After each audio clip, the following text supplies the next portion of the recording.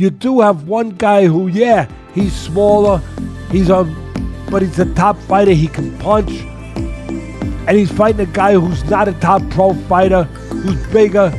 I can see Tank just outboxing him and making it real easy. Davis is a violent human being. He's a savage, and he didn't feel in his element. It's a real thing. It's a real thing. If you're from the hood, you will know. Top boxing analysts are sounding the alarm. Jake Paul stands little chance against Gervonta Tank Davis. Shocker Stevenson points out that Jake's size advantage won't matter when facing Tank's lightning-fast skills and ring intelligence. According to Shocker, Tank's experience and precision will control the fight from start to finish. He predicts that instead of going for a dramatic knockout, since Jake's frame makes that tall, Tank will outmaneuver him, dominate every round, and secure a clear victory on points. Difference between these two guys. I mean, size will play some part of the fight, but if I'm thinking like I'm Tank, I'm probably just gonna go out there and try to outbox him and use my knowledge and IQ against him. So I can see Tank just outboxing him and making it real easy. Is there any way any realistic or legitimate way in your mind you could see Jake Paul winning a fight against Tank? No. No way. Nope. Not a lot of people have talked about Jake and say he's got good power. Not even and I get anything could technically happen, but you don't even see a realistic shot where he could land one big punch, and Tank being so much smaller, he just can't handle the power. Nah, not at all. I think Tank is he's been boxing his whole life. Been boxing since a kid, so I doubt like that's gonna be an issue or problem. I think Jake is good for where he's at, but I think it's just levels. Do you see a more likely chance that Tank wins by decision or by knockout? By decision. I mean, that guy's too big. I don't think that he's just gonna knock that guy out. So I see him like outboxing him. Could you see a realistic possibility where Tank could knock him out? Although more likely that it is, like you just said, a decision. Nah, I don't see him knocking him out, no. Will you watch, Shakur? I mean, no. Obviously, no? Hell no, nah. That ain't really like... I mean, like I said, here's the thing. Like, I got two sides to me when it comes down to I got a business side, then I got a competitor side. And from the competitive aspect, it don't excite me for me to be like, okay, I want to watch it. Showbiz the Adult points out that Gervonta Tank Davis has already faced bigger, taller opponents, like Ryan Garcia, emerged victorious. He reminds fans that Ryan wasn't just taller, but also faster and more explosive. Yet Tank found his rhythm and claimed a decisive win. The YouTuber and boxing analyst insists that if Tank could close the gap on a seasoned fighter like Ryan, Jake Paul will be no different. While Jake's size might look like an advantage on paper, Chris emphasizes that boxing is all about timing, distance management, and ring intelligence serious, where Tank reigns supreme. According to him, Tank has perfected the art of reading his opponent, setting traps. And once Jake enters the ring, those skills will shine immediately. Emotionally, see if he's rattled. See, when it's all said and done, the whole talking shit goes out the window. Jake's scared. Jake, and let me tell you this too. I looked at I'm sizing them up. I'm looking at Tank and Jake, and I'm looking at them. Tank can reach him too. He reached Ryan Garcia. He reached Mario Barrios. I was like, he ain't gonna be able to reach him. He's gonna reach him. I saw it. Tank's gonna reach him. He knows he's gonna reach him. Listen, I want to say this too. Funny as hell. Before I say all this, Alicia Bumgardner, shout out to you, girl. I couldn't believe out of all the women to be the first one to do 3 minute, 12 rounds is Alicia Bumgardner. And I really know if I have a great endurance, great stamina, and she's doing this shit. Shout out to Alicia Bumgardner. Because what's her name? Layla? I don't really know her like that. But she looks like she ain't rattled by Alicia. So that's a perfect dance partner for that. Try to drag Alicia Bumgardner into lake water, see what's going on with that. Shout out to Alicia Bumgardner. But let's get back to Tank. First of all, Tank knows what he's doing. Tank Davis, he said, he was just making all these implications that it's going to be scripted. When he said, you're paying me, and then he was like, yo, you're going to have to give me extra. And then he said that this is scripted. At the end of the day, I gave this little guy an opportunity. He should be thanking me. I'm paying him. I'm his boss. He reports to me, and I'm going to fucking son him on November 14th. So fuck you, little man. You pay me? Are you paying me? Yeah. 100%? 100%. Facts? Correct. Yes? Correct? Correct. I'm your daddy.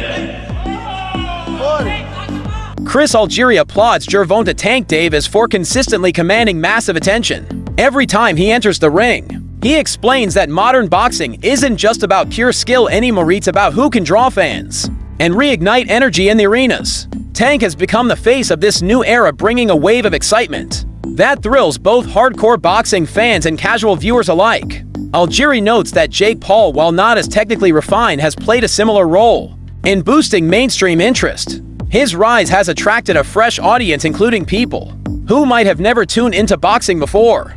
In Algieri's view, both fighters, each in their own way, are invaluable for the sport because they capture attention from entirely different fan bases. About the face of boxing could be Jake Paul soon, and the face of boxing is basically. Yeah, the face of boxing now is based on if you sell and if people tune in and how many eyes are tuning in when you fight.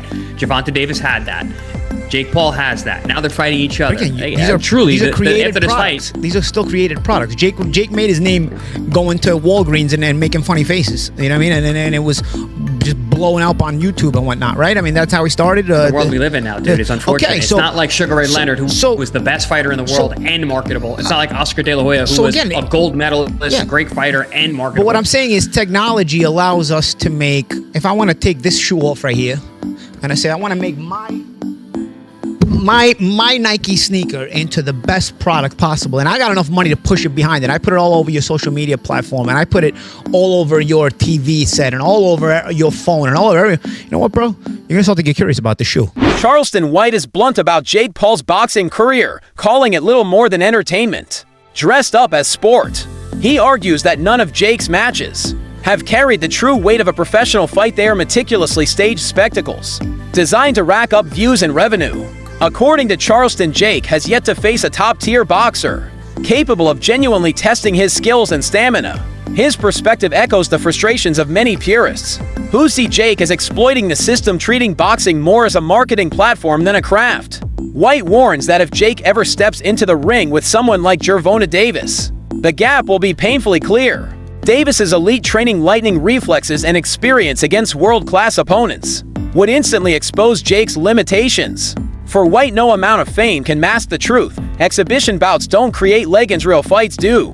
YouTube boxing and what people say is going on in the media, without a doubt, I think Charleston White is 100% right about that. Don't believe anything you hear. Don't believe anything you see. Wait to see how things play out, and ultimately everything will come out in the wash. Well, going into this fight with Gervonta Davis, I had my concerns about the fight because of the same type of reasoning that Charleston White used, except for mine is slightly different. I don't think that either one of these guys are going to try to do too much damage to each other.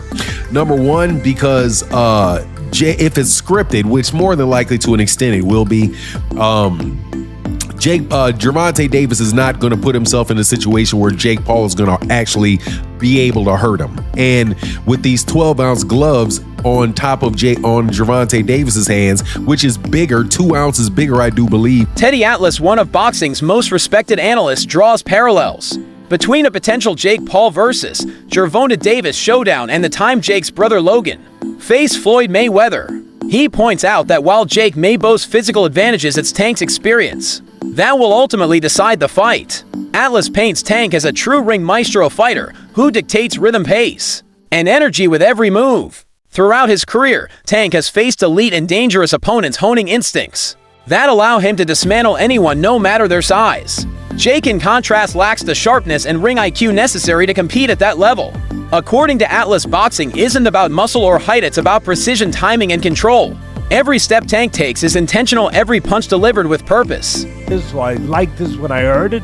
No, I didn't like it, to be honest, for the optics and everything else I just said. But you do have one guy who, he's smaller, but he's a top fighter, he can punch, and he's fighting a guy who's not a top pro fighter, who's bigger. What if he hits him on the chin? What if he hits him on the chin? It'll wind up selling. And that's what'll wind up selling it. The what if. What if Tank makes him do a cha-cha? He hits him on the chin, and Jake Paul, we're gonna find out if he can dance. Whoa, whoa, whoa, whoa! You know, do the cha-cha. That's what's gonna sell it. And you can't argue that what if. You can't. I know I get to places that other people won't go and everything else. They just dismiss stuff because it's easier to do that. It's safer to do that. You don't have to bows and arrows coming at you from people that argue with you because you did that. But I don't care. I've had bows and arrows my whole life. I don't care. But that's true. That what if? What if this guy who is a real good puncher, who is one of the best fighters in the world right now, what if he hits him? What if he makes a miss and he counters him? Or he jumps up in the air? Bang! When it comes to UU boxing and all the chatter in the media, one thing is clear. Charleston White's take hits the mark. Don't believe everything you hear or see. Some times you just have to wait and watch as the truth unfolds.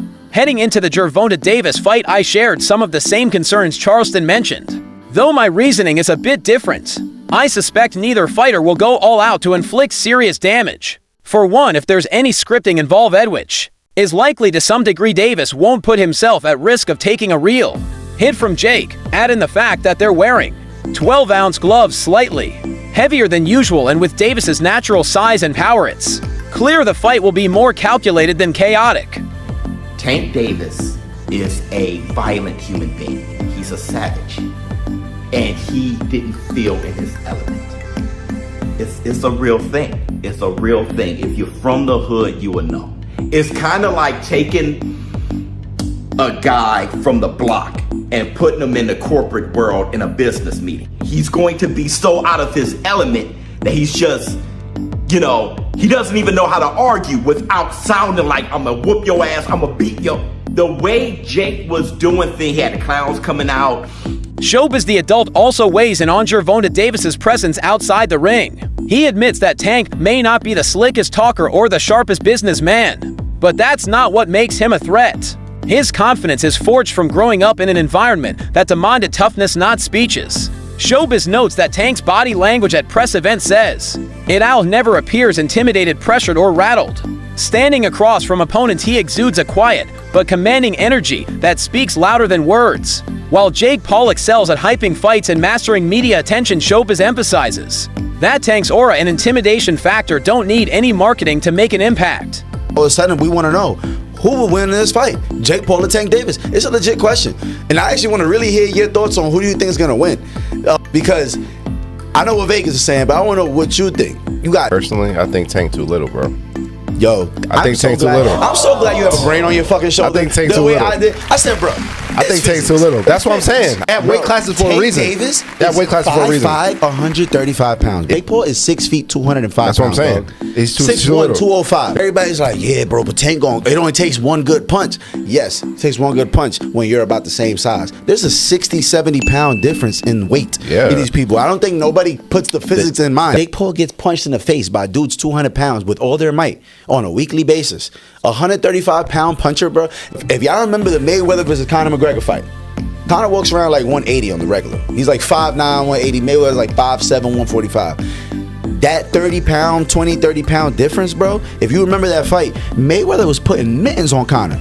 Guess what happened to Conor? He didn't hit the ground once. No. He lasted all 12 rounds getting hit with flurries.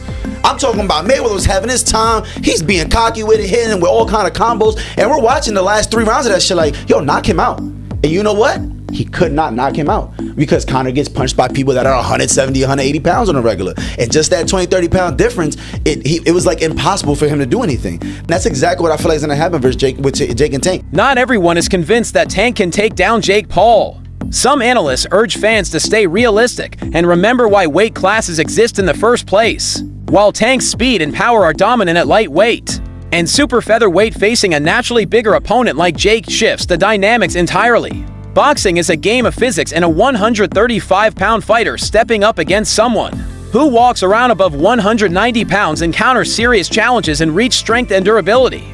These experts caution that Tank's punches might not land with the same impact on a fighter of Jake's size. Even if Davis connects cleanly, Jake's larger frame could absorb those shots in ways That changed the fight's outcome. A lot of people said, this is bad for boxing, this is bad for boxing. Mate, calm down, calm down. Honestly, I'm not a big fan of him, but he's bringing a lot of eyes to boxing. A lot of eyes to boxing. He's doing great for boxing. I don't care what everyone thinks. The weight difference is mad though. Lightweight to, God knows, cruiserweight or whatever the hell he is. Or Gervonta might get thumped up, you know. Hey! If he gets bashed up, I can never go on TikTok live again. The TikTok warriors are going to give me a hard time. They're going to say Jake Paul's undisputed. Oh my God, he's the best thing since sliced bread. Despite the doubts, Jake Paul's entry into boxing continues to captivate fans. His fights spark both criticism and excitement, bringing a sense of curiosity that the sport hasn't seen in years. While some purists label it a cash grab, others recognize it as a way to inject fresh energy into boxing. Jake has a rare talent for making people talk whether they love him or despise him. His name alone draws attention. Fans watch not just to see him win, but to see if he might finally lose. That uncertainty revitalizes the sport, making every fight feel unpredictable and thrilling. Even longtime boxing enthusiasts admit that Jake adds the drama and spectacle that boxing has been missing, proving that rivalries and larger-than-life personalities are essential, and Jake delivers that spark even as his skills continue to evolve. In an exhibition. The thing with Jake Paul, I think he's a good area title level fighter, which and that's a good level, like, and you can be proud of it. Do you know what I mean? Like, it's good.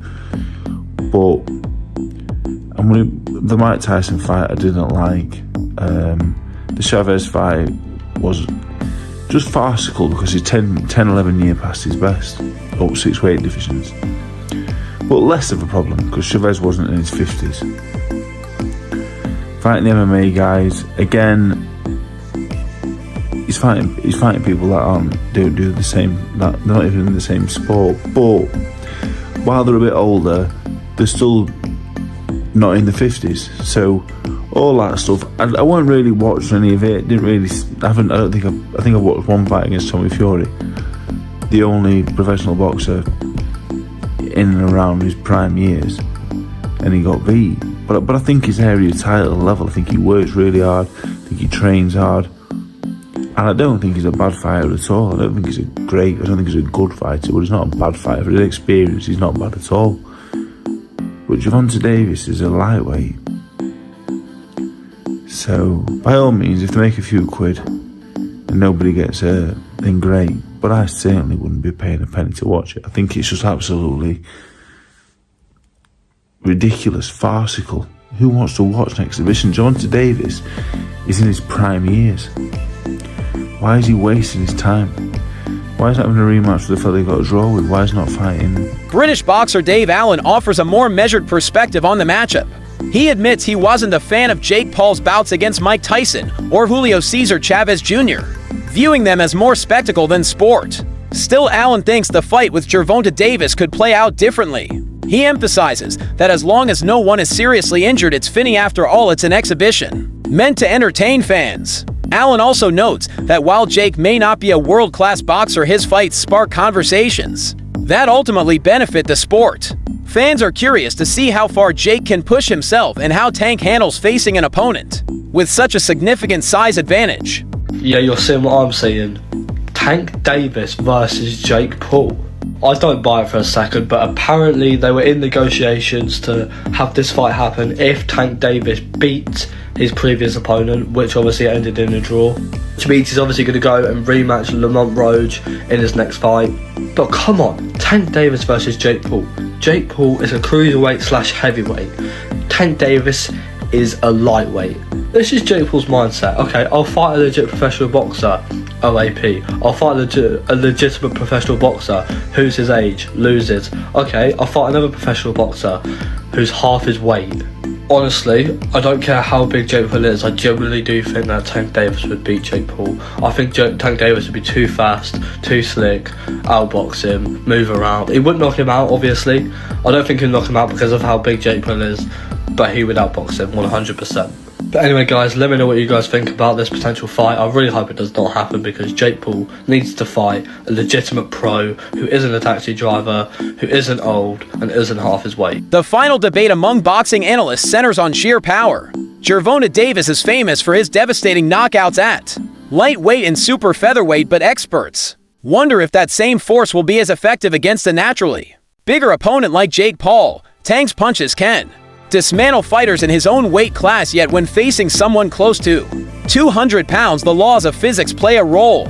A blow that would drop a 135-pound fighter might barely phase someone of Jake's size. His reach and durability could blunt Tank's usual offense. That isn't to say Davis lacks skill, far from it, but his tried and true knockout formula may not translate the same way against a much larger adversary.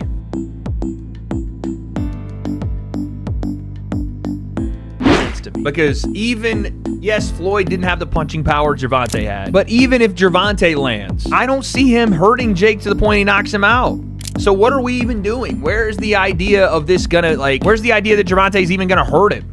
He may hurt him to the body, you know, whatever. Jake doesn't want to throw as much, but I don't see him one punch knocking Jake out. And, you know, the same thing was kind of said with Logan. Like, okay, Floyd probably won't knock him out, but probably going to outbox him. I get where Dana's coming from. These things are not meant to be competitive fights. They're meant to make money and to, I guess, scratch that itch of the circus mystery unknown. And Gervonta, I think, hits way harder than fucking Floyd.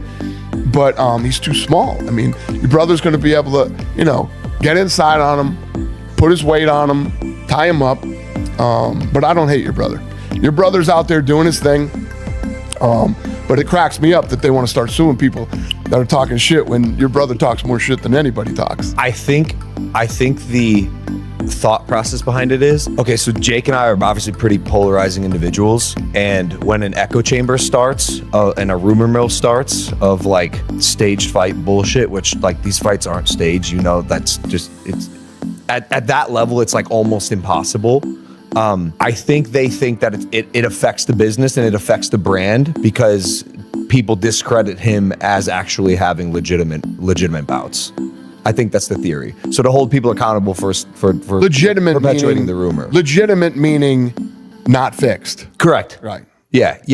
And which is I mean, again, Dana would do the same thing if his company became known for doing fixed fights when they weren't.